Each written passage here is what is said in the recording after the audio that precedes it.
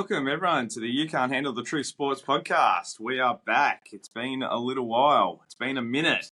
I am rubbish. Nothing's changed there, as those who know me will tell you. And with me is the voice of reason, the pistol. How you doing, mate? You going well? Yeah, really well. Good, mate.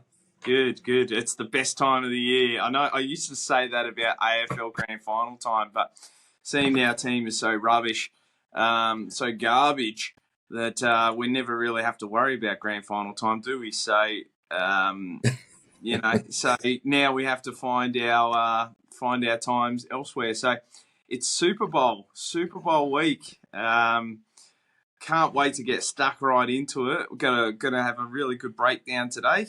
Yep. When you think about NFL Super Bowl, who better than a couple of random West Australians to break it down? To break down the X's and O's than us. So Absolutely. Yeah, I know. Again, a bit like Freo with the grand final. Neither of us have to worry too much about Super Bowl team being in at the moment. But I'm excited. How about yourself? Yeah, can't wait for the game. I think it'll be a good one. Yeah. For our one or two listeners out there, if you're down at the Rockingham Sporting Globe, make sure you tap us on the shoulder and say g'day. We're going to be there, and I'm super excited. Before we get down to the breakdown though of the actual Super Bowl, I think last time when we did one of these, we had a breakdown on the NFL playoffs, and there's probably just a couple of things I wanted to touch base on before, if you're good with that, and get your thoughts. First one for me, I think, is this NFL playoffs. We saw the rise of what I think is going to be the next big superstar quarterback. He plays for Washington. His name's Jaden Daniels, and that guy is clutch. He was so good. I know, Washington, they got a bit of a touch up in the end against the Eagles, and but that's fine. No one would have had them really going for playoff contention at the start of the year, and he dragged them across the line. So, what are your thoughts on him? Yeah, I sort of mirror those thoughts, to be honest. He was awesome, and he did carry that side for most of the year as well. He's a bit of a dual threat, so he can get the ball moving with his feet as well. So just the, I guess his vision and just the options he takes is just, it's probably, what's the word I'm looking for? He's probably... Let me help you. He was poised. He is he's clutch. He just has so much poise when he's in the pocket. You said it right. He makes the right decisions. Now, the Chiefs, the Commanders, they don't have the world's greatest list, right? Yeah, so that's right. This is what I've always said. This is why I love Patrick Mahomes. This is why I don't really rate Lamar Jackson as much. It's because great quarterbacks make everyone around them better. Now, Terry McLaughlin is a really good receiver, running back, for Washington, but they didn't really have a hell of a lot else. Keenan Allen is towards the end. But Jaden Daniels made them better players. And I think that's the thing I'm most excited about for him. He played in the same sort of way, but I think even better than what CJ Stroud did last year. Now, it will really be incumbent on Washington. Now, they've got a new owner, right? So their old owners, Dan Snyder, he was a mongrel. He was no good as an owner. This new owner, I've forgotten his name, but he's got money bags, and all he has to do is commit to getting some decent free agents, and that team, they are set up primed to go for a Super Bowl run in the next 4 years while Jaden Daniels is on his rookie contract. Yeah.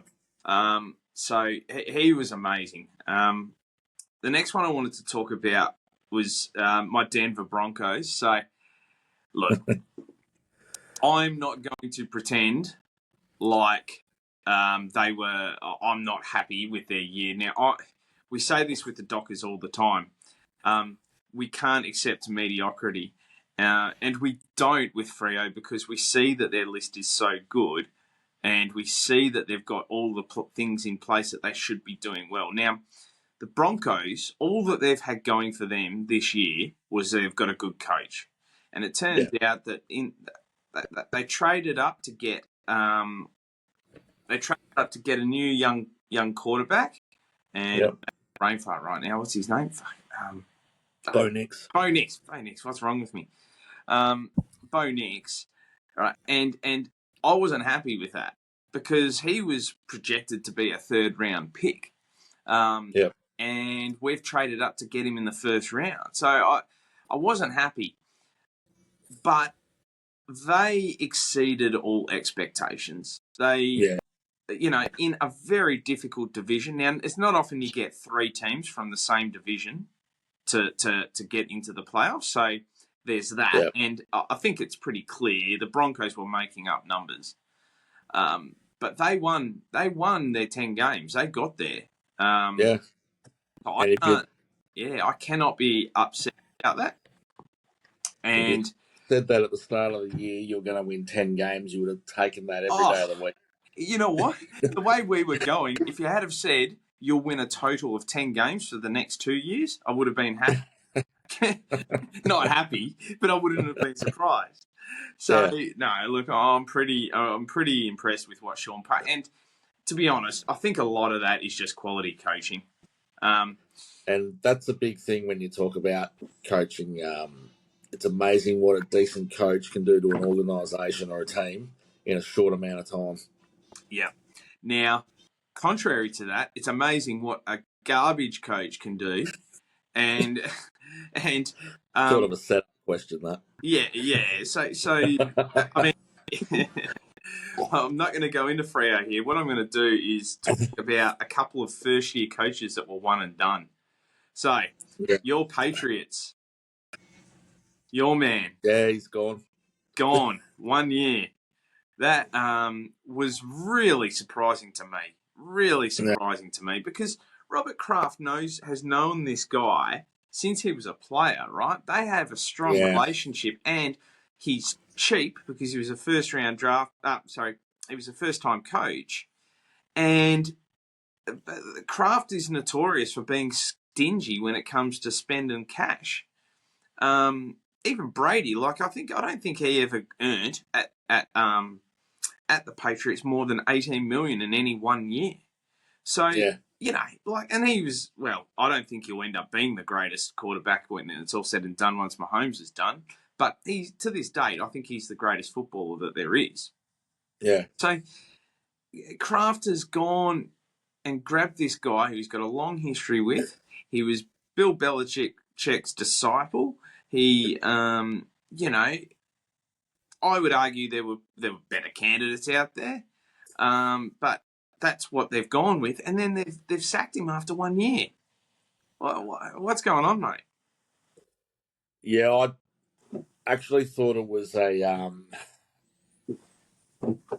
wrong decision to hire him in the first place. I don't think he was ever going to be any good as a head coach.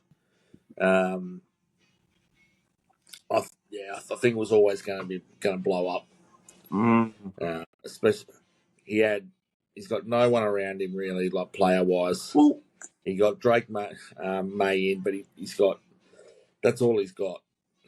He's got no weapons anywhere else. May's got no one to throw to. The defense is shite.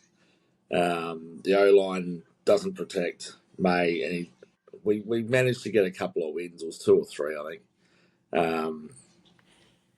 But yeah, we were quite poor and didn't improve. We went backwards, and I think that's the big thing. Is even if you're losing games, you want to see some form of improvement across the board. And I think we've gone potentially backwards in areas. And yeah. But it's never going to be easy taking over from Bill Belichick, right? Like the guy's, the second highest wins scorer for the NFL in history behind Don Shula. Yeah. So he's never, and you know that the team has limited talent. So I guess, and who have they brought in? Who? Vrabel. Oh, Vrabel. Okay. Yeah. So and your man Josh McDaniels back. So the Josh McDummy. Yep. So, I mean, that is the only thing that I can give them a saving grace on. Is that they found a better coach. Now, Mike Vrabel is a good coach. I know you're a little bit on him, but I think that with what he had to work with at Tennessee, he got them to be contenders. They were like that. They made it into the second round of the playoffs at least a couple of times, and that's with Ryan Tannehill and Derrick Henry, who was at the peak of his powers, but they never really had that much. So I think that you've got a really solid coach. Josh McDaniels is a career. He's proven twice that he's not that he's not a head coach, but he's a career defensive coach. But the problem is Drake May good enough?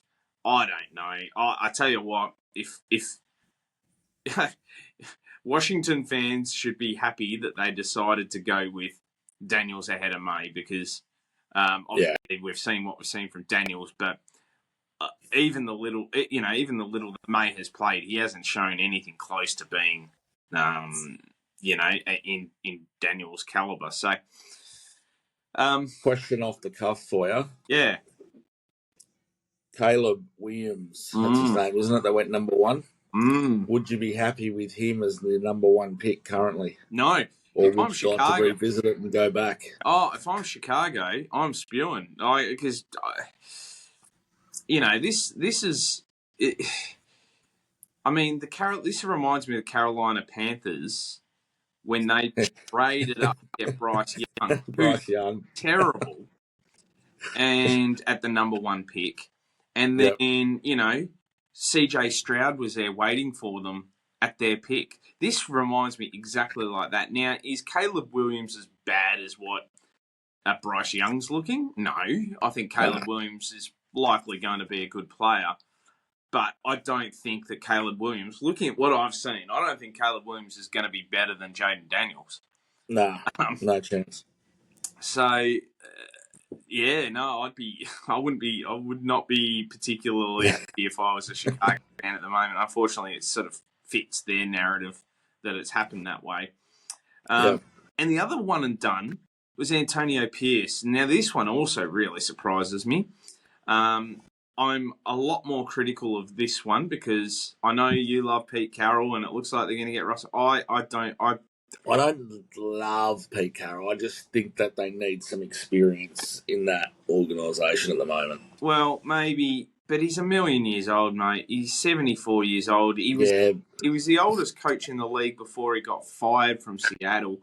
Their game, they were going nowhere, Seattle, in the end, with with where they were with Pete Carroll.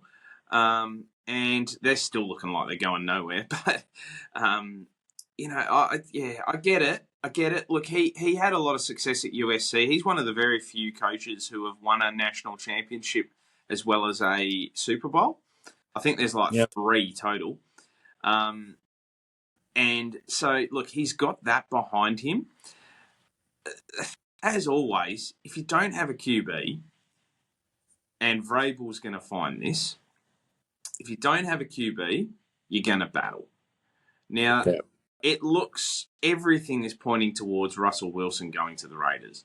Russell Wilson is washed. He is finished. Yeah. He was done at the Broncos. They snuck Pittsburgh into the playoffs this year. He did nothing. He was never. They managed their game plan. It's really a testament to Tomlin. Really, that they got him. Speaking of good coaches. Yeah, because they won despite him. Like he and the thing is with Russell Wilson is that the stats lie with him. That they really do lie. Like it will show that he gets his 20 out of 24 passes and 240 yards, but they're dink and dunk. They're not, he's not a downfield threat anymore. He doesn't have the mobility anymore. So, hello. Yeah. So he doesn't. I just feel like, and I can see why the Raiders are doing it, but I don't agree with it because look at their division. They're now clearly the last team in that division, and what they would be better off doing is, I think, and I don't like tanking, but they almost need to bottom out and get an absolute top of the line quarterback in the draft. So they need to trade up, really. Or if they can't trade up, then they've got to bottom out and get a top tier quarterback in 2026. Yeah. So I know we've been chatting off the pod about this in the previous few weeks. And I mentioned who might be joining his staff. So they did sign this week. His son, Brendan Carroll, is leaving Washington as the offensive coordinator. Okay. Yeah. I mean, it's a bit of news there, but yeah, it's one I mentioned earlier. Bit of nepotism there. Yeah. Look, I just think that one, and I'll call it now. 12, 24 months time. Who do you reckon the new head coach is going to be? Out at the Raiders. Yeah. Grooming his son to be the coach. Oh yeah, maybe. Brennan's got some big raps on him, but you know why I would go against that, and it's because I honestly don't see the Raiders winning bugger all games in the next 2 years, and offensively they're not going to be any good. So in 2 years' time, if they've won 4 games a year, then he's not getting that job. You know what I mean? Yeah. But if they that'll all depend on what you were just saying about the QB, what they do there. Yeah. So interesting. We've had some other coaches movements. We've had the who was a guy who went to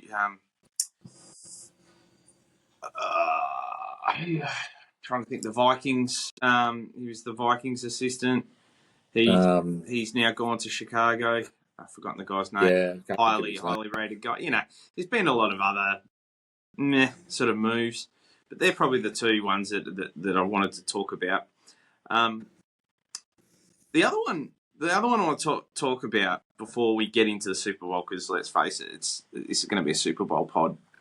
Yeah, is two teams that now just they just cannot get across the line, and that is Baltimore and the Bills.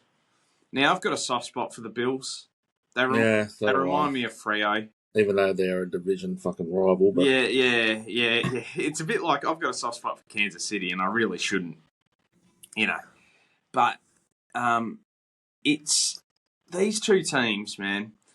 They cannot get past Patrick Mahomes. That's the first thing, especially the Bills. The Bills have been knocked out of the playoffs 4 times now by Patrick Mahomes.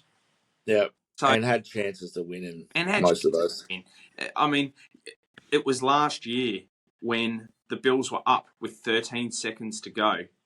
And in that 13 seconds, Mahomes drove the ball 70 yards for a touchdown. Like, it was ridiculous. Yeah. It was ridiculous. Yeah. So that's probably the worst of them. But this game, I think they just can't get across that hump. It's like they don't have the gene, or they don't.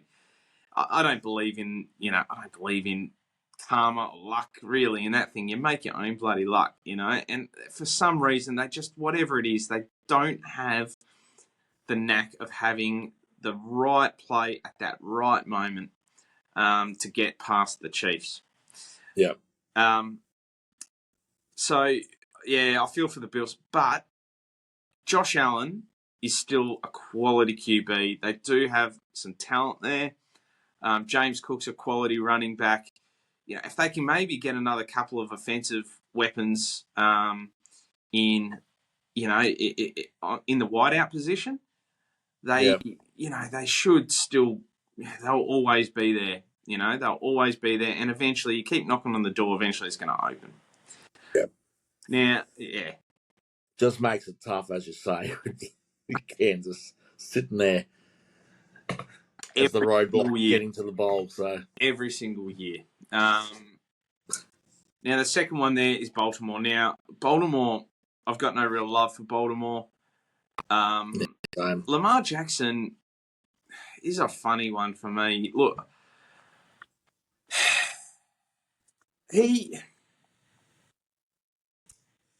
Lamar Jackson, just the way he plays, the style of play he plays he can be absolutely amazing and dominant, and that's why he's won a couple of MVPs in the regular season. Yeah. But when the chips are down, and sometimes, and in playoff football, when there's a lot, you know, if you get behind in playoff football, you can't rely on your running game as much, right? Because teams block it up. You need to be able to throw the ball consistently downfield. And I feel like this is where Lamar is not as strong. Is that, yes, he's an amazing runner. He'd just about be the best running back in the league, I think. He's an amazing athlete. And I actually think he's proven a lot of people wrong with his passing game. He's an adequate passer.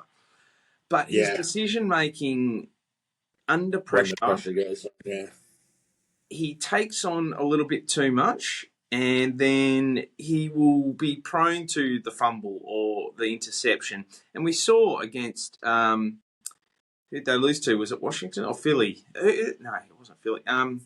Who did they lose to? It was it Washington? I can't remember.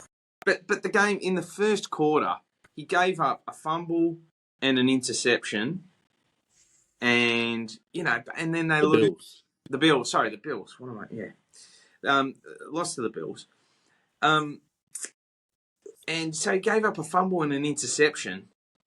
And that was the game. Now, we know that Mark Andrews dropped what was essentially a sitter in the end zone that would have won them the game. But still, the way that Derrick Henry was running the ball towards the end of that game, the way Lamar himself was running the ball towards the end of that game, we were talking, right? I remember saying, the Bills they're cooked. It's they're done. The Ravens. Just a matter of time before they got the touchdown. So and so they were a little bit unlucky with poor Mark Andrews at the end, who's a star. I love Mark Andrews as a player. But yeah, but ultimately they shouldn't have been that. It shouldn't have been that close. They shouldn't have been like double the offense too. Yeah, just looking at the box score there. And so they always have this problem. And last year the Chiefs went into Baltimore, beat them, you know, and then the Bills again met them at Arrowhead, and then they beat them, and then they go to the Super Bowl again and win it. So and it seems like to me that this is going to be the same story again. That's fitting that those two teams played off, because those two would have been, even if the Ravens had knocked off the Bills, there's no way they would have got past the Chiefs. Yeah. No, I agree. They're not going into Arrowhead and knocking the Chiefs off. Agree. All right, so very good. Is there anything else I've missed there? Is there any other? I mean, there's other teams that are in the playoffs. You know, I'm not going to bother talking about the Buccaneers and, you know, Detroit. I think we're a little bit unlucky. You know, Detroit. Yeah, again, a little bit the same. I'm a little bit disappointed for them. I You feel go like 15-2 in the regular, and then they're a quality team. That I think that they can be there again next year. But I don't think they're going to lose too many components of that side. So no. So they've signed most of their guys up. So look, I think that's just about that. I think the other thing I'll say is that I'm just glad the Rams lost. Screw the LA Rams, screw LA sports. That's what I have to say. I've said it before and I'll say it till the day I die. Screw LA sports. All right. So anyway, let's get to the big game. So, the Super Bowl. It is between the Kansas City Chiefs and the Philadelphia Eagles. Big game. These guys have played off before. And,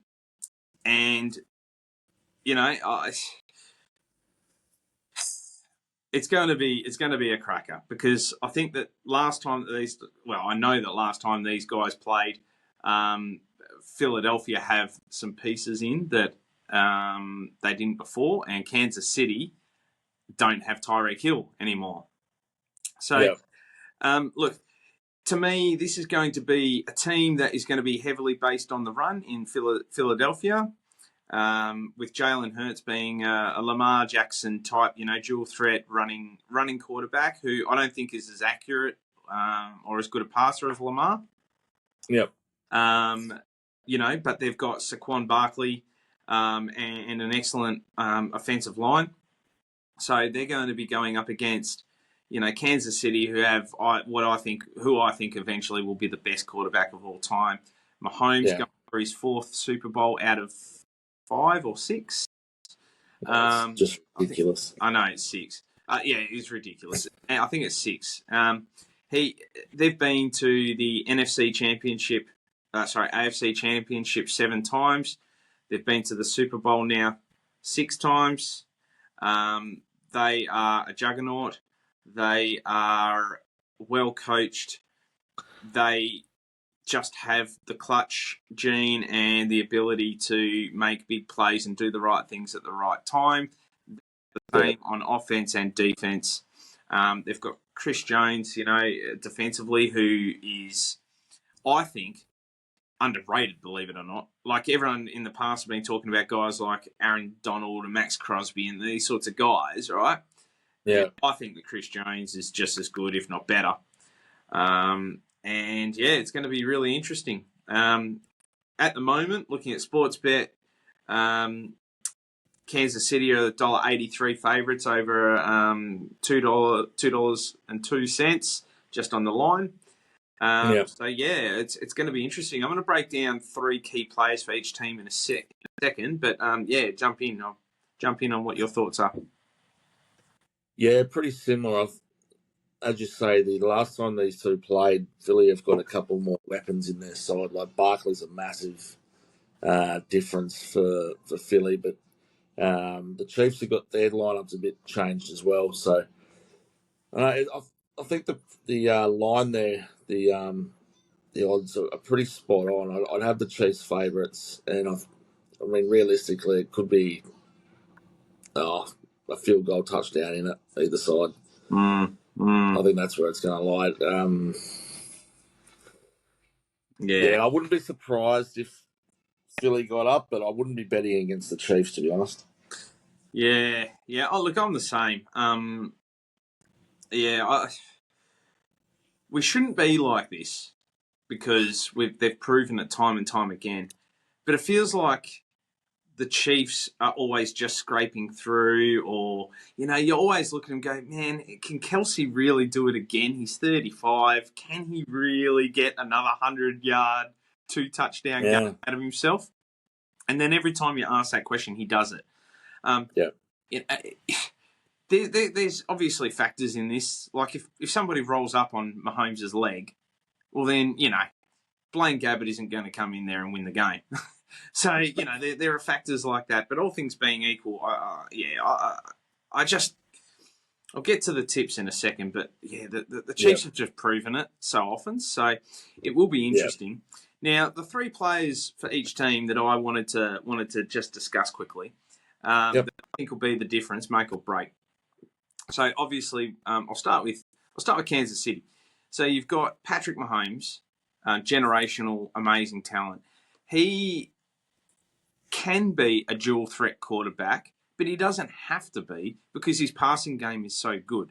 This is the thing. I often get I see conversation about not that Lamar Jackson is better, just that he's dual threat. He's such a running threat, and Mahomes is mobile, man. He can actually wheel. He just doesn't have to because his passing game is so good. And they've got some quality runners in Isaiah Pacheco, to actually help with that running game as well.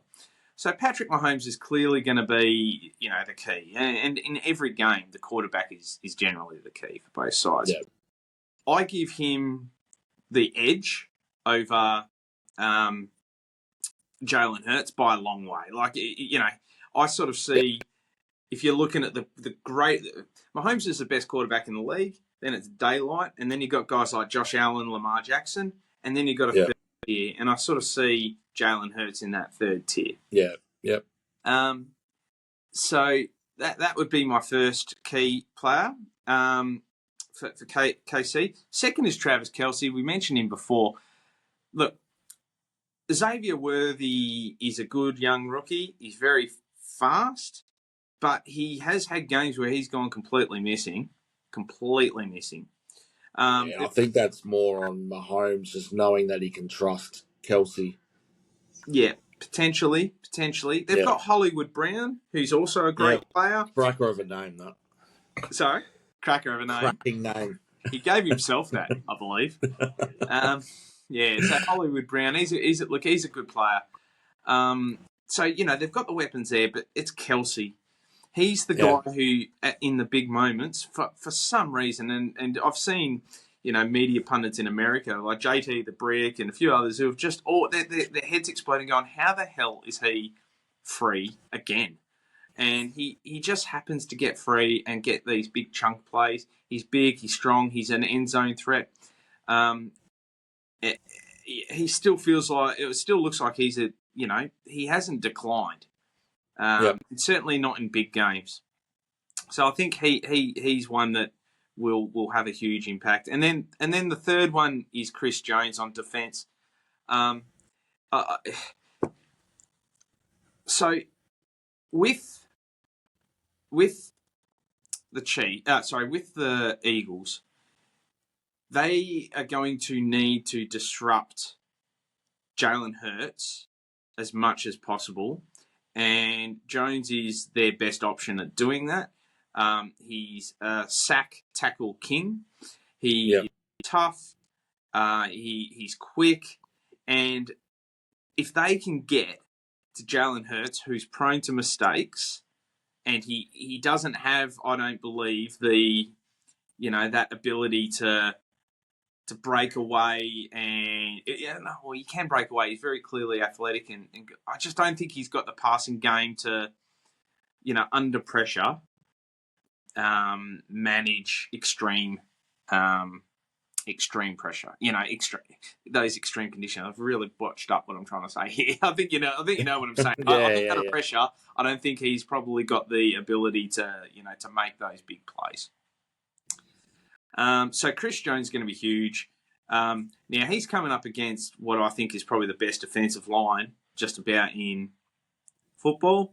There's Australia's own Jordan Mailata, I think I said it right, but or something. Mailata. Yeah. So he's going to have a big job. He needs to really show up. And if he has a big game, if they get pressure and sacks on Hurts, then they'll win. The Chiefs, that is. So then I'll look at the Eagles, and obviously Jalen Hurts, the other side of the coin.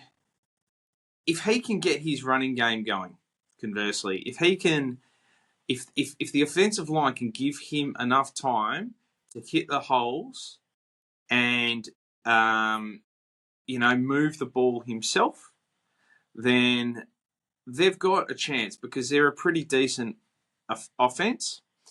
And then you couple that with the fact that they've got the best running back in the game. So if Hurts isn't getting it done, they can hand it off to Saquon Barkley, who has been amazing this year. Like, he should, I don't think he will, but he should be in the MVP conversation for the first running win an MVP since, I think it was Adrian Peterson, 15 years ago or something like that. Yeah. So Saquon Barkley is the second big key. The third one that I've got is AJ Brown, who is the leading, I think I'd have to double check my figures. I think the leading receiver as far as catching yards goes this year. He is a great receiver, but unfortunately he's a typical diva receiver too. He is prone to having the sulks and chuck shits and thinking that it's all about him. Or at least that's what gets reported. And when you look at his body language on field sometimes, and there has been tension reported between Hurts and AJ Brown, but if he is focused and and Hurts can get the ball to him, then there's no L'Jarius Sneed for KC this year. He's gone. He's playing in another team. So they can really open the Chiefs up. Yep. Yeah. Anything to add? No, I mean that the three you've got on each is pretty much where it's at. Obviously, the two QBs, it'll come down to how they're able to get their game together. I don't think Mahomes will have too much of an issue. He usually finds a way. Hurt.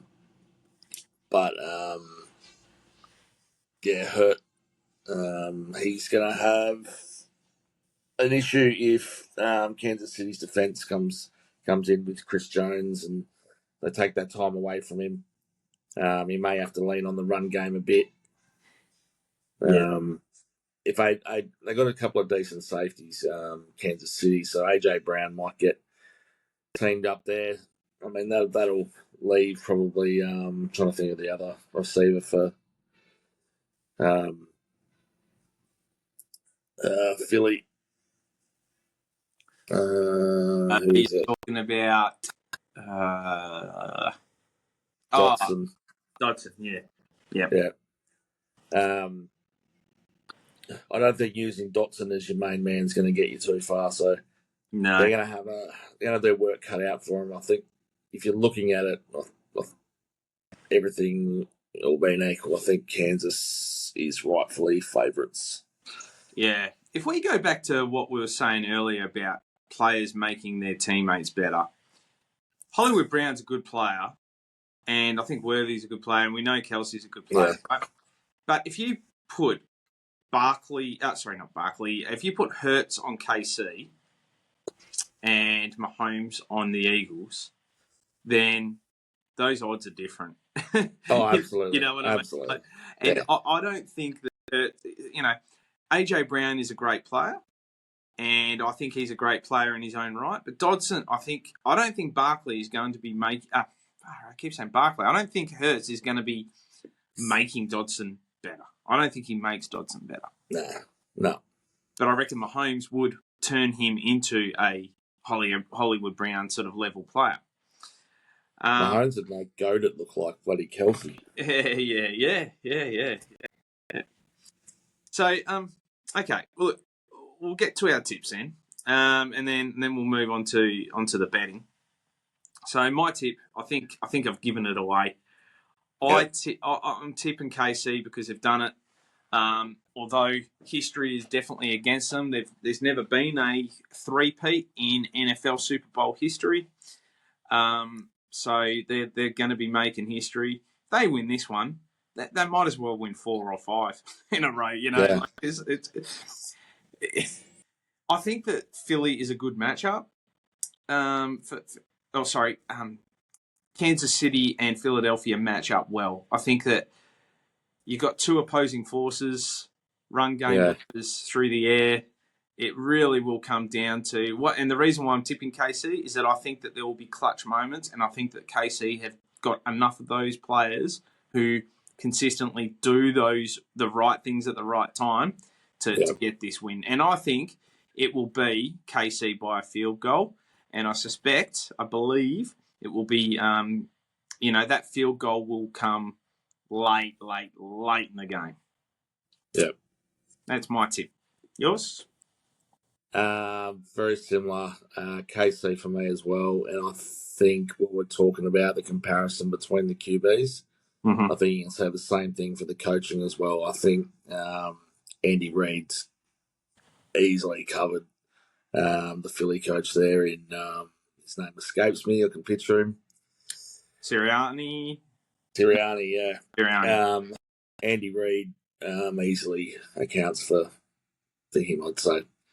I'm putting it, but I reckon a touchdown to Kansas. Yeah, cool.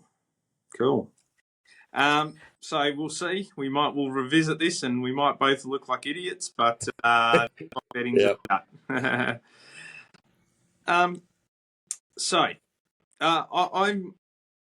I guess one thing I wanted to do was just talk about a couple of bets. I don't know.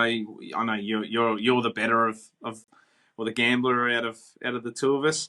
Yeah, just don't ask me about same game multis. Yeah, so I'm looking at a couple. There's one here that's very juicy for me that I'm definitely going to get on, and that is Kansas City Chiefs to win. Jalen Hurts anytime touchdown scorer. Saquon Barkley anytime touchdown scorer. Patty Mahomes anytime touchdown scorer. Worthy anytime touchdown scorer, and Hunt anytime touchdown scorer, and that's $121 to 1. I mean, will there be 5 touchdowns? Maybe not. But both teams like to score, and that to me is like putting. Yeah, I can't believe it's paying 121 to 1. Really. Yeah. And the other one that I think is juicy, for me anyway, if you were to put, if I was to put, I reckon this one's the most likely to come through anyway. Jalen Hurts anytime touchdown scorer, Saquon Barkley to score a touchdown, Kelsey to get a touchdown, and Hunt to get a touchdown. And that's paying $16.75. So lesser odds. I'll definitely be throwing a tenner on that one as well, which I know is only chump change to mega bettors like you, mate. But mega bettors. I'm not confident enough in my gambling prowess. Just looking at a quick one there, and I'd go Barkley 2 touchdowns. Kareem Hunt touchdown, Kelsey touchdown, and the Chiefs minus 6.5. That's 71. Yeah, okay. Yeah. Well, Barkley is a machine, mate. If anyone's going to get 2 touchdowns, it'll be him. Yeah. Yeah. No, okay. I like it. All right. At this point, we would normally have an intermission, but I'm going to propose we just go through. Are you okay with that? Go for it, mate. Yeah, go for it. So we'll move on to the AFL now, which is obviously our initial passion.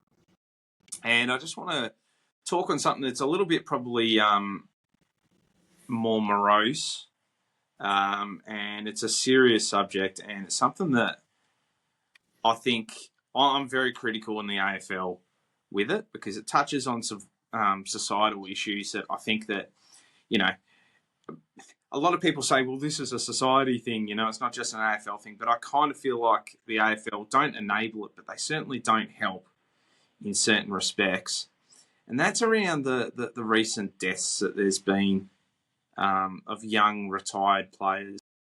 And by young, it's all relative. 40's young, 50, I think in this day and age, 50's young, And there's been, and I'm not linking them all together in the same cause, right? If it's suicide, or if it's drug addiction or if it's, whatever it might be. I just feel like the AFL's they've got a problem. They've got a problem. And I know society's got a problem, but whether or not they want to see it, I personally believe that, that drugs in football are a problem. Drugs in society is a problem. And I don't think that the AFL having a 3-strike policy helps. Now, I'm not saying that the people who have passed away in suicide have had drug problems necessarily. And I'm not saying people taking all the drugs are having mental health issues, although I suspect that it's not a long bow to draw to say that there's a link there. But the problem is, in my mind, is that it's chicken and egg. Is the person with mental health doing drugs because they got mental health problems? Or are they doing drugs, they were completely fine, and then they get themselves into a state where their mental health is no longer, in the space that it could or would have been? I don't know. I think that there's so many different permeations of this that it's not something that you can just cast a net around and say that it's the same for everyone.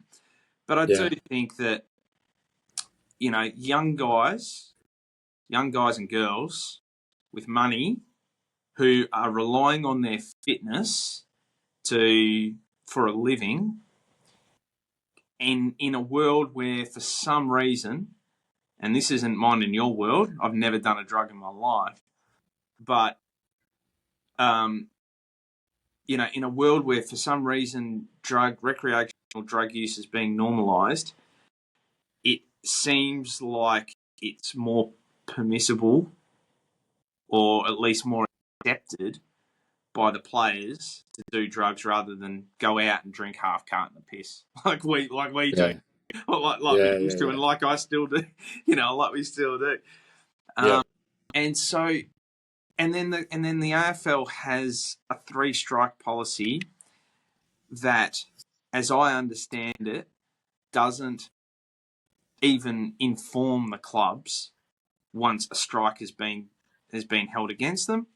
We know that there's off-season testing, there's in-season testing, but we also know that these drugs are out of your system within 24, 48 hours.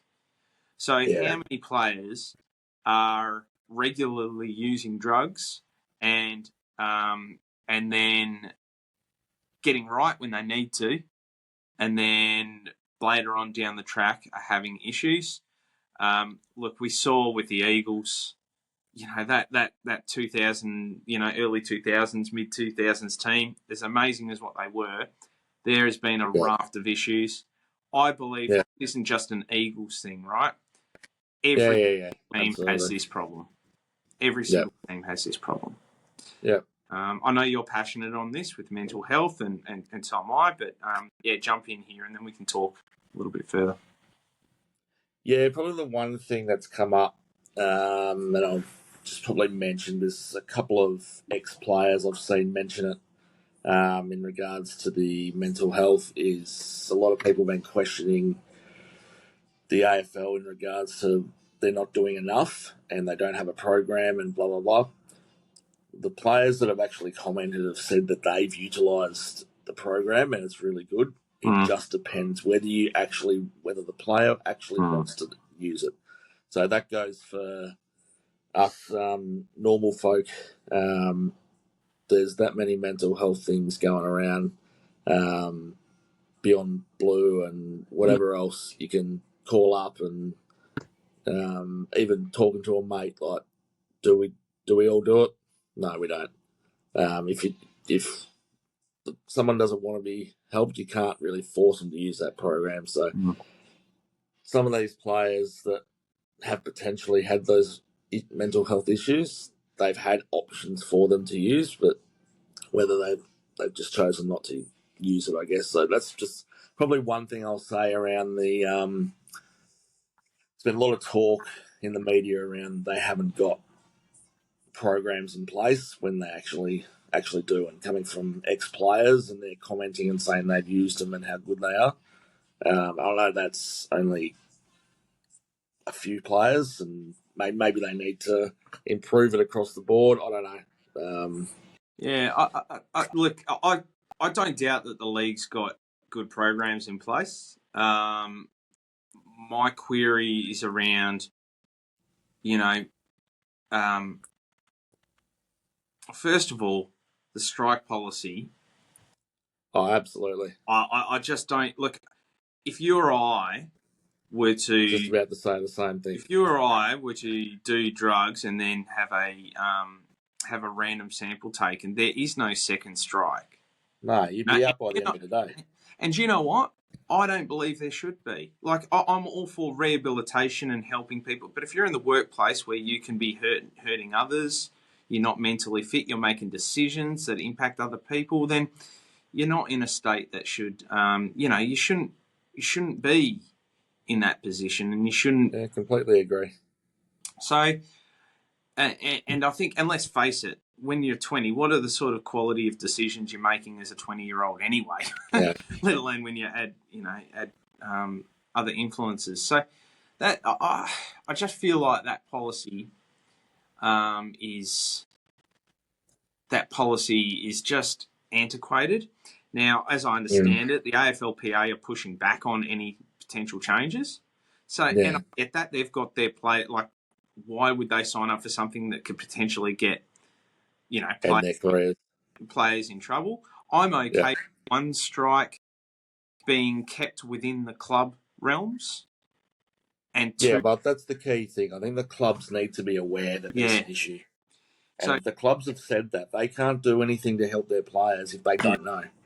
So in my mind, what would be more appropriate is one strike, no suspension, clubs informed, and then the club, and the club can't, there'd have to be some guideline. I don't know how the inner workings would work, but the club shouldn't be able to just drop the player or on administrative leave unless they feel like there's a lot of, stuff going on.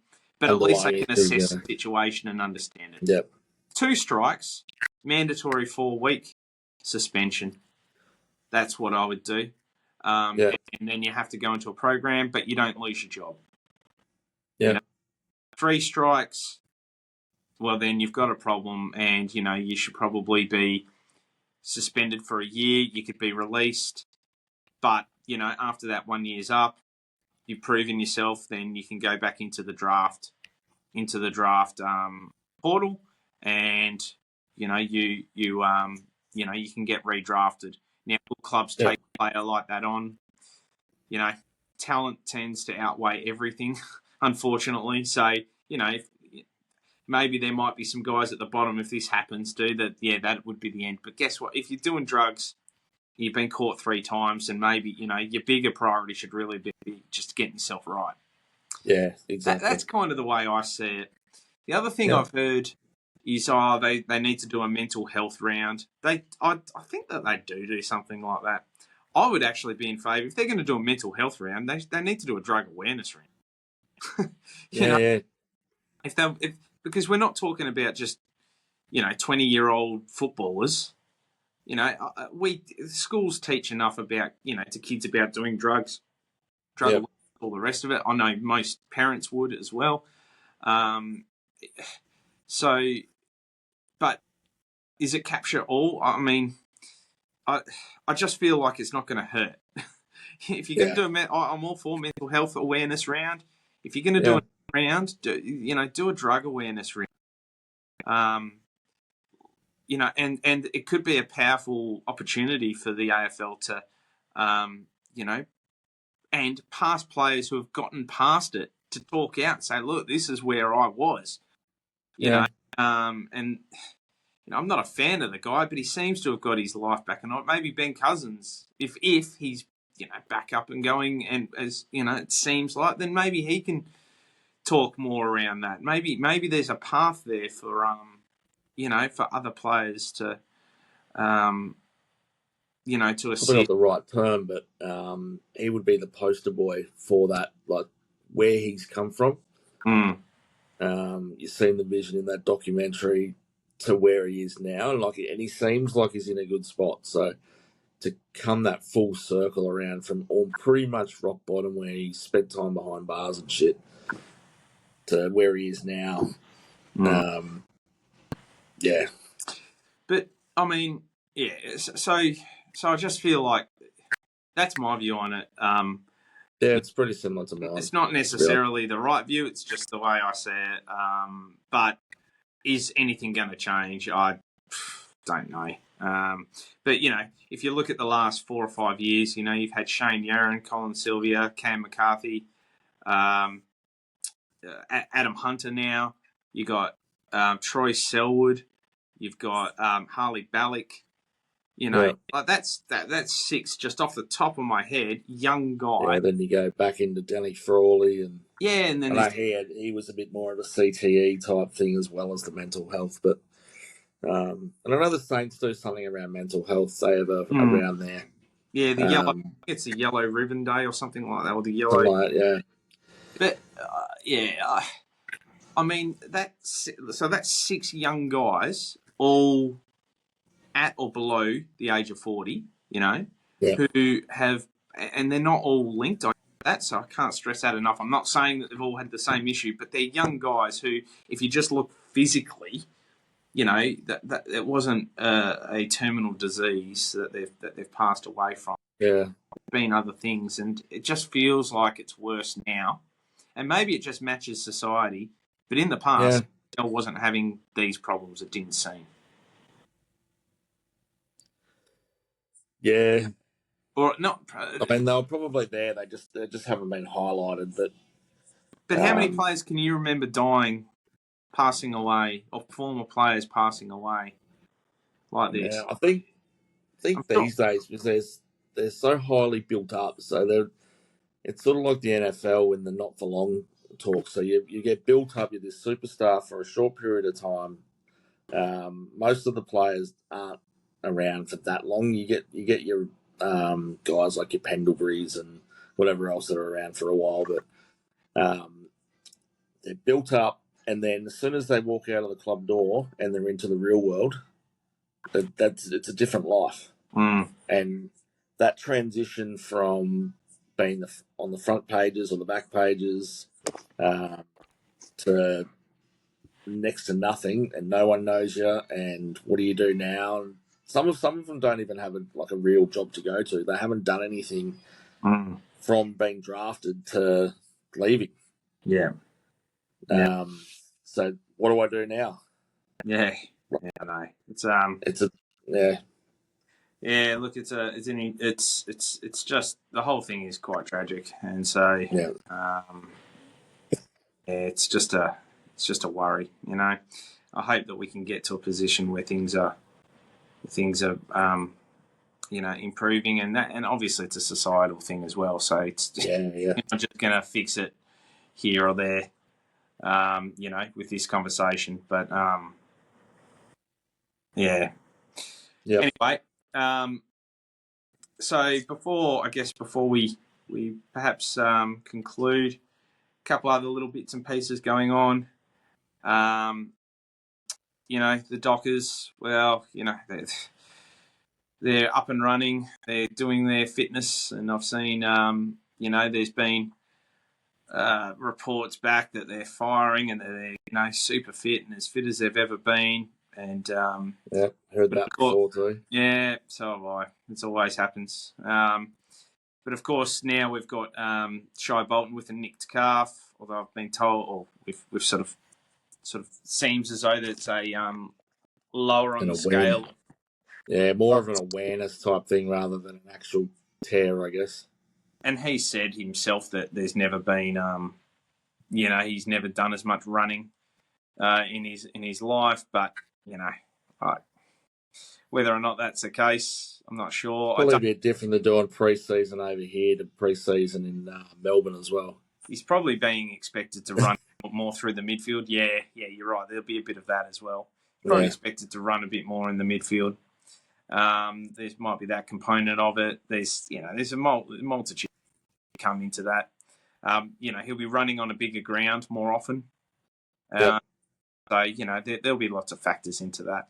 But, yeah, a bit disappointing. I hope he doesn't play in the Indigenous round. I know it's very, very Indigenous round. In the Freo Indigenous All-Stars game, I know it's very, very important. I'm sensitive to that, but ultimately Freo have put a big investment in him, and so it would be not a good thing if he was to get injured. And then miss the first 3 or 4 weeks. That would be a disaster. Yeah, absolutely. If he's not good enough, if he's not fit enough to play the preseason games, so forgetting about the Indigenous game, if he's not fit enough to play preseason games, then he shouldn't be playing this one. Agree. Yeah, agree.